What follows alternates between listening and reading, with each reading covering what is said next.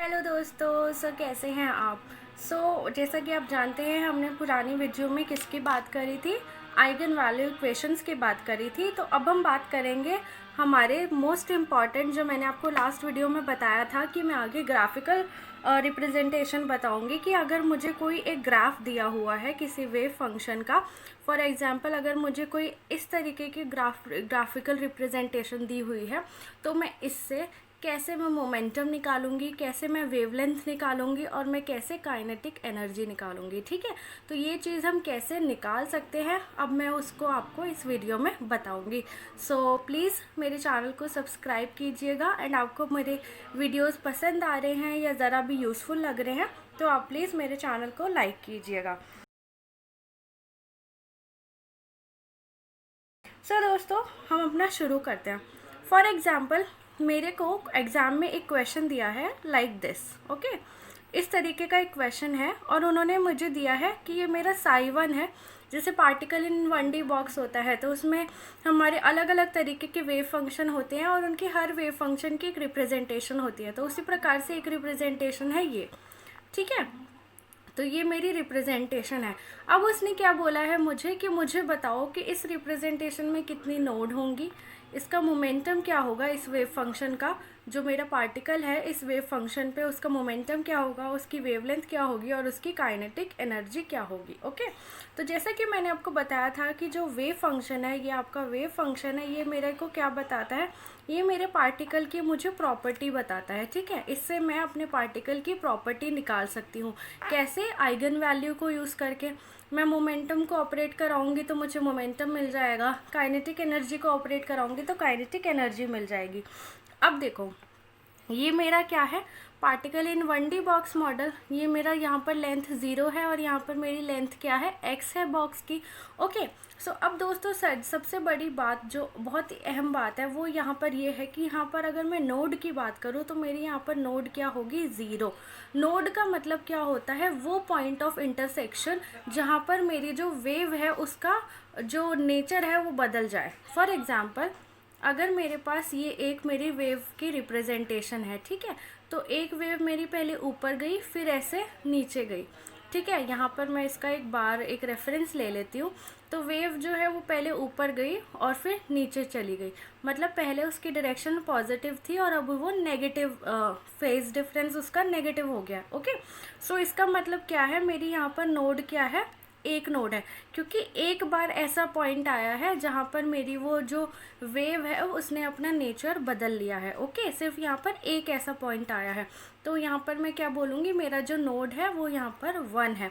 तो आपको नोड की डेफिनेशन क्या लिखनी है, अगर मैं एक उस तरीके से बोलूँ कि आप जिससे समझ जाएं, बहुत आसान भाषा में बोलूँ, तो ये एक वो पॉइंट होता है, वो पॉइंट ऑफ इंटरसेक्शन है, वो पॉइंट ऑफ इंटरसेक्शन है जहाँ पर मेरा जो वेव फंक्शन है, वेव फंक्शन जो है वो अपना फेस चेंज करता है। ठीक है, फेस चेंज करता है। ओके, वो पॉइंट ऑफ इंटरसेक्शन जहाँ पर मेरा वेव फंक्शन अपना फेस चेंज करता है, मतलब प्लस से माइनस जाता है या माइनस से प्लस जाता है।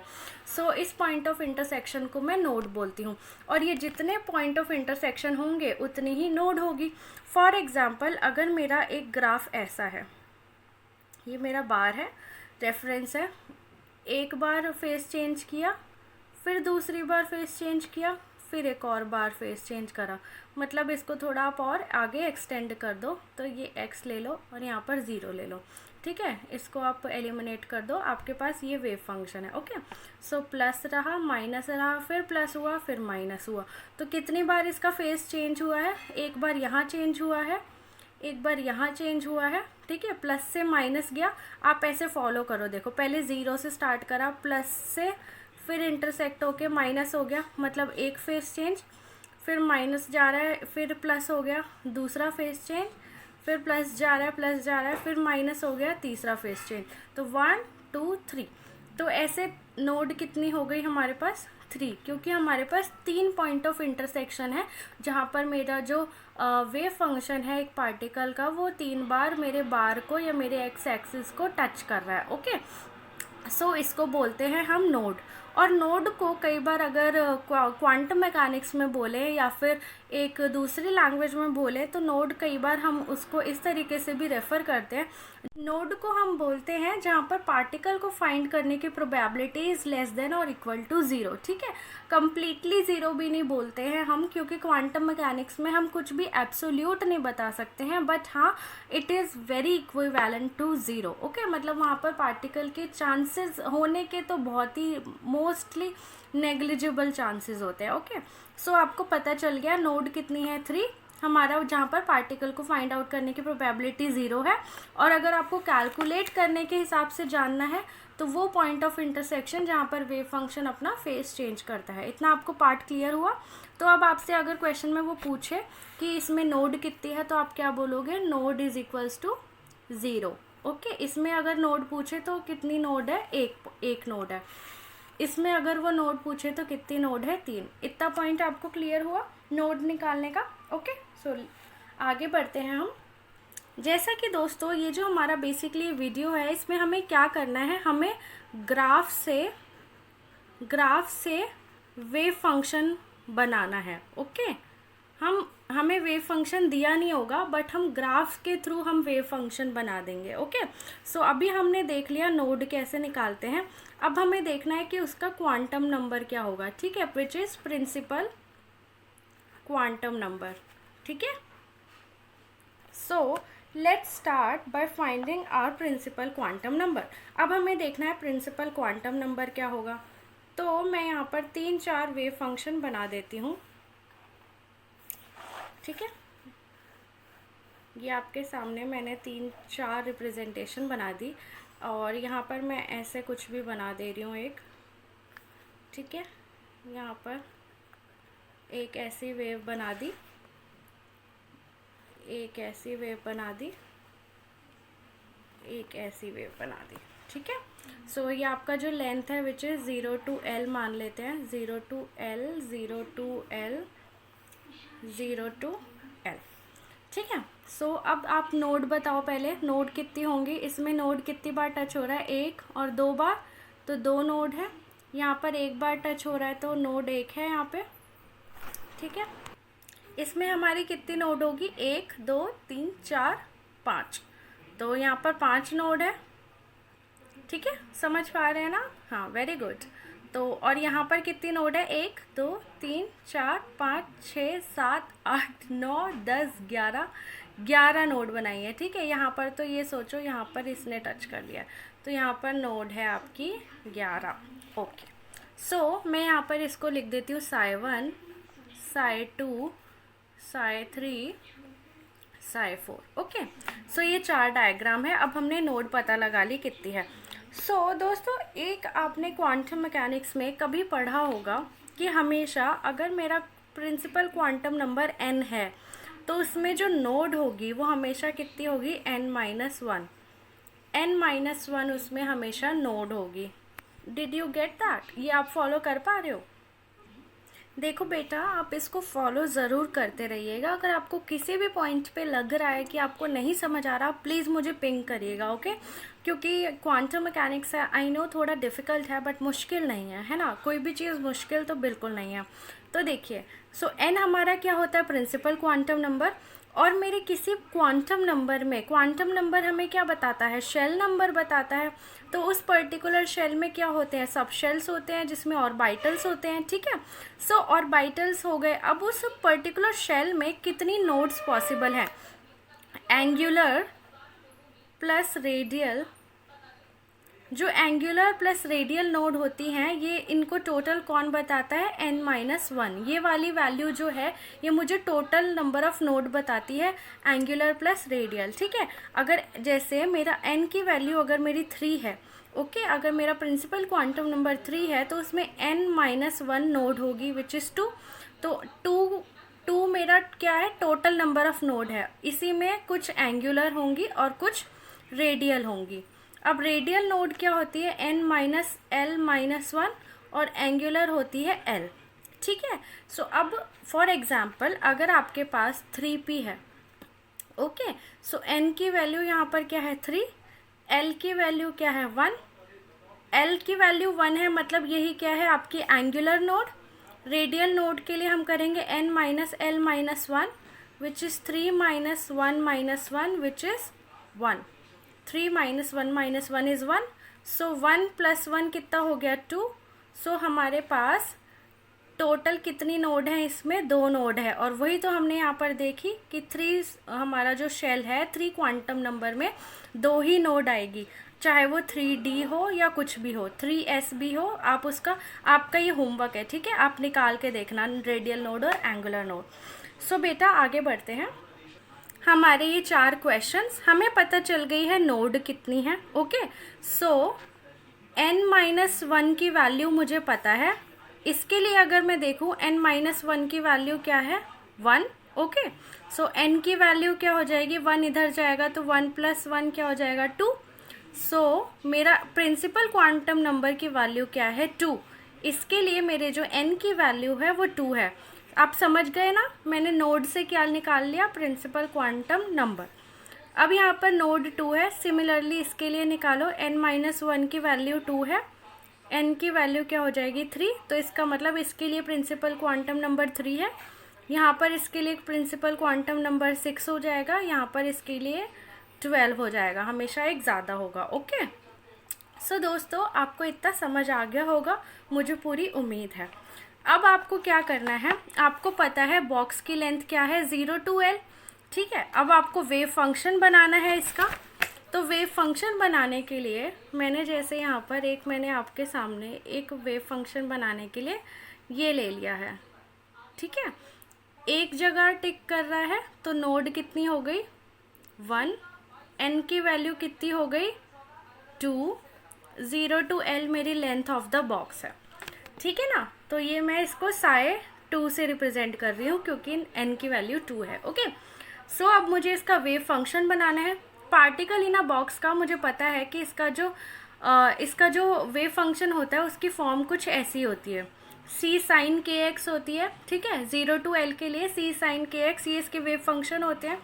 ये मुझे पता है जब हम डिराइव करके निकालते हैं, क्योंकि यही मेरी बाउंड्री कंडीशन को सेटिस्फाई करता है। Okay, so particle in a box में डिटेल में बताऊंगी, बट अभी आप ये जो सामने मैं समझा रही हूँ ये समझिए, क्योंकि इस चीज़ को समझाने के लिए मुझे पार्टिकल इन अ बॉक्स समझाने की ज़रूरत बिल्कुल नहीं है, क्योंकि बहुत बेसिक चीज़ है, ये हम कब से पढ़ते आ रहे हैं, ग्रेजुएशन से, ठीक है।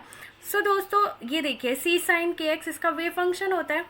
k की वैल्यू मुझे पता है क्या होती है n π/L, क्योंकि हमारा जो वेव फंक्शन होता है उसकी कुछ इस तरीके की फॉर्म होती है ना, 2/L sign of n πx/L, है कि नहीं सॉरी, इस तरीके की फॉर्म होती है। Got it. सो बेटा अब आपको क्या करना है, कुछ भी नहीं, कुछ मुश्किल नहीं है इसमें। अब आपको n की वैल्यू पता चल गई, आपको यहाँ पर n की वैल्यू पुट कर देनी है। तो c साइन 2π/L, L क्यों आया है यहाँ पे, क्योंकि 0 to L आपकी लेंथ है बॉक्स की। ओके, सो यहाँ पर आपने वो लिखा और ये आपका बन गया वेव फंक्शन।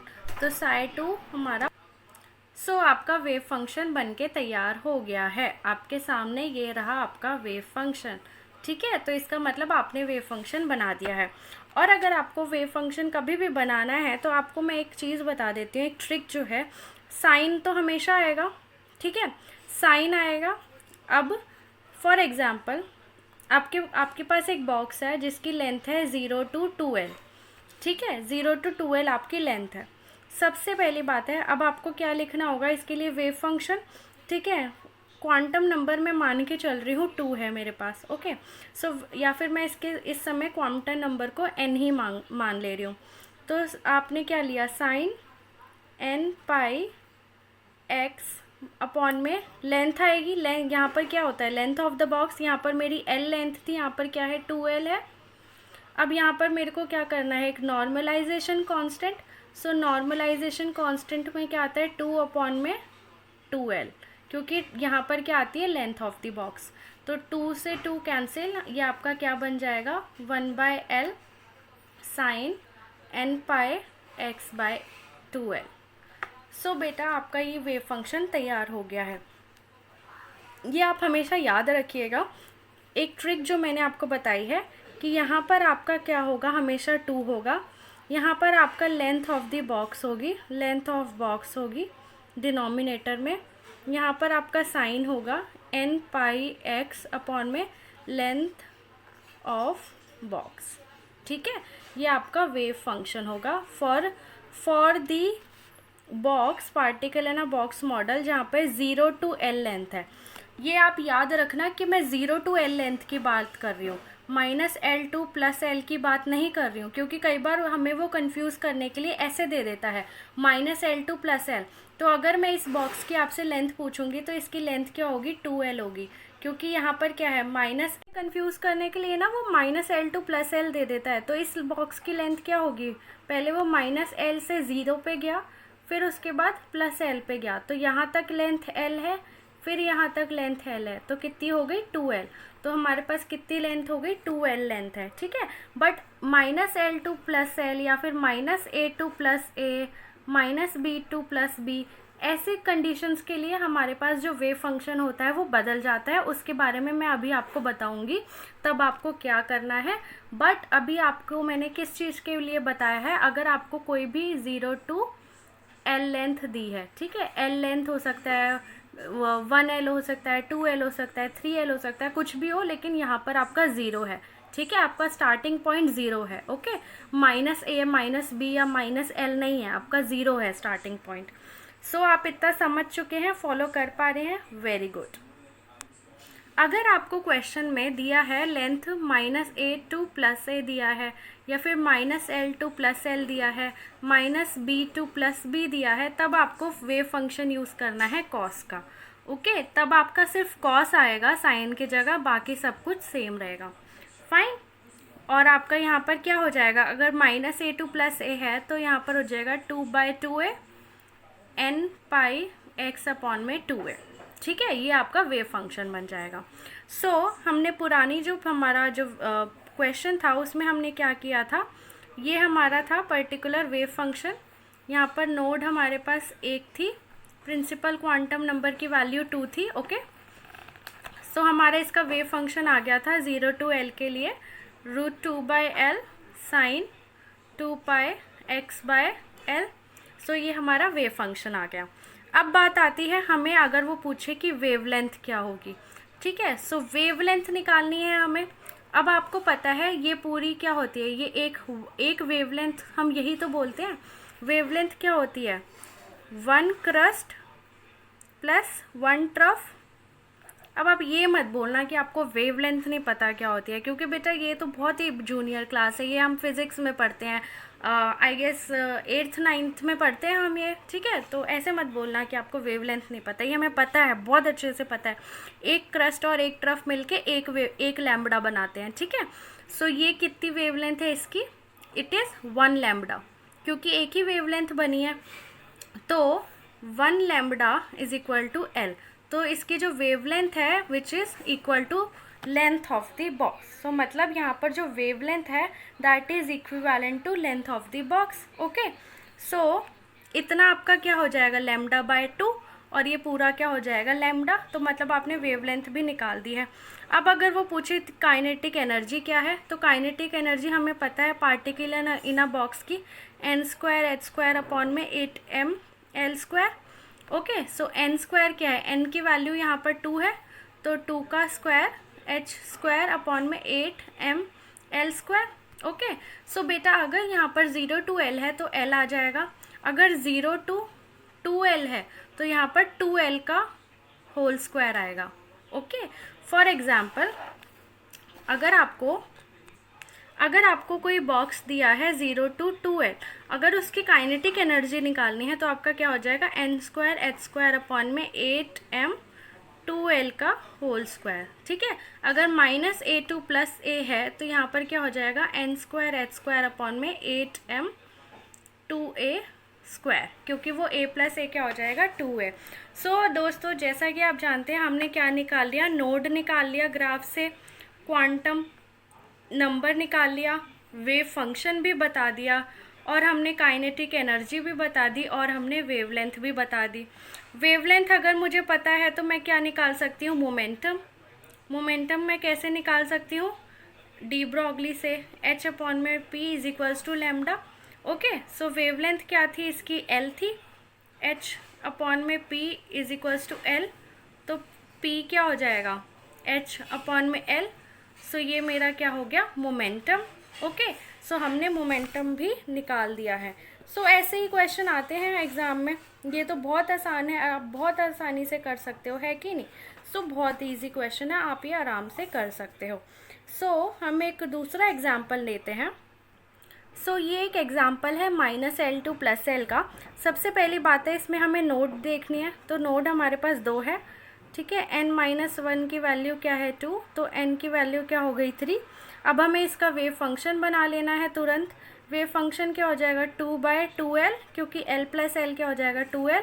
अब -L to +L है तो क्या आएगा, cos nπx/l, n की वैल्यू क्या है, 3πx/l, लेंथ क्या है, 2l, तो 2 से 2 कैंसिल, तो इसको आप शॉर्ट फॉर्म में लिख सकते हो, cos ऑफ 3πx/2l।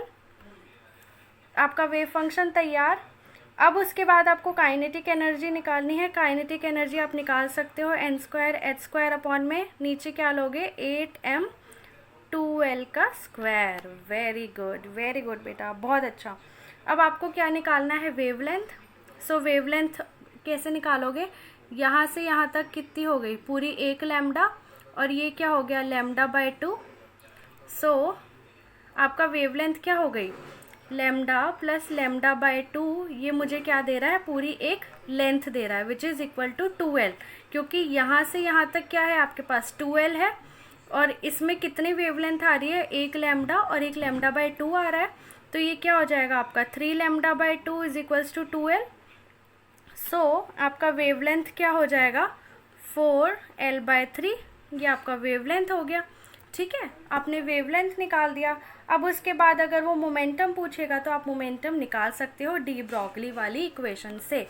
सो दोस्तों, मेरे को इसमें आपको यही समझाना था कि आप कैसे एक इक्वेशन से, एक ग्राफ से, दोस्तों मुझे आपको बताना था इसमें, मुझे आपको यही बताना था इसमें कि कैसे हम ग्राफ से, ग्राफ की मदद से कैसे हम नोड बता सकते हैं, ठीक है। कैसे हमने नोड से वेव फंक्शन बता दिया, वेव फंक्शन से कैसे हमने क्वांटम नंबर बता दिया, काइनेटिक एनर्जी बता दी, वेवलेंथ बता दिया, ठीक है, मोमेंटम बता दिया, तो मतलब कितनी सारी डिटेल्स हम इससे बता सकते हैं। ओके, सो आज का हम टॉपिक यहीं ख़त्म करते हैं। अगली वीडियो में मैं आपको कुछ ऑपरेटर्स बताऊंगी, एंगुलर मोमेंटम ऑपरेटर्स, कि कैसे हम जो पार्टिकल इन अ रिंग का वेव फंक्शन होता है, कैसे उससे हम एंगुलर ऑपरेटर को ऑपरेट करके उसकी वैल्यू निकाल सकते हैं, आइगन वैल्यू, और एक्सपेक्टेशन वैल्यू के बारे में बताऊंगी, कैसे हम कैलकुलेट करते हैं। सिंस जब हमने particle in the 1D box अभी थोड़ा पिछली वाली वीडियो में देखा था, तो उसमें हम x की जो वैल्यू है, जो लेंथ ऑफ द बॉक्स है या पोजीशन ऑफ द हमारा पार्टिकल है, वो हम नहीं बता पाए थे, तो इसलिए हम वहाँ पर एक्सपेक्टेशन वैल्यू यूज़ करेंगे। ऑल्सो हम लोग मोमेंटम की वैल्यू भी नहीं बता पाए थे particle in a 1D box के लिए, तो उसके लिए भी हम एक्सपेक्टेशन वैल्यू का ही इस्तेमाल करेंगे। एंड मैं उस वीडियो में आपको शॉर्ट ट्रिक्स बताऊंगी कि कैसे हम सॉल्व कर सकते हैं बिना पेन पेपर के। ये आपके सामने कुछ मैंने एग्जांपल्स दिए हैं, इनको आपके लिए होमवर्क है, आपको ये करना है और मुझे बताना है कमेंट करके इनके वेव फंक्शन के बारे में, और जो भी चीज़ें हैं आप मुझे मेल भी कर सकते हो। मेरी email ID है thechemistclub4@gmail, ठीक है, .com। ये मेरी email ID है, आप इस पर मुझे email करके पिक सेंड कर सकते हो, मैं उसमें वेरीफाई कर लूँगी आपके आंसर्स। दोस्तों, take care, good bye, see you.